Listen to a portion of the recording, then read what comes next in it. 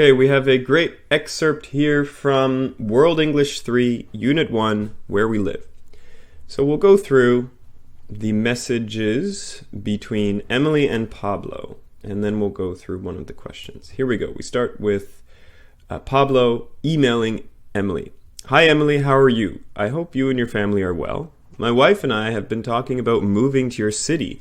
There are several factors, but the main reason is that we want a better quality of life. You've lived there for many years. Do you think it's a good place to live?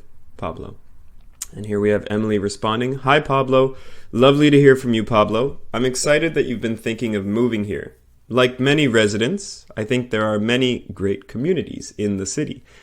About half of the population comes from different cultures from around the world, so it's an exciting multicultural place. It's not perfect though. Most neighborhoods are nice, but some are dirty with a lot of trash on the streets. And these days, people are less friendly and don't try to help each other. I guess society has changed a lot since we were kids. Anyway, before you make a decision, read books on migration problems. I've read several, and they have some good advice. Emily. Okay, so we'll move down. We have a lot of good words here, but we'll go to this question. In his message, Pablo says he might move to find a better quality of life. In small groups, discuss what things can lead to a good quality of life. So we can keep this really easy. We can keep it to basically one-word answers. So first thing that a lot of people mention is, well, jobs. Are there jobs in this area? Is this going to lead to a better quality of life? If there are more jobs, probably you have more opportunities of doing something and making money. So what things lead to a good quality of life? Jobs, I like to say access to public services. So it could be a lot of different things. It could be, is there access to some type of healthcare?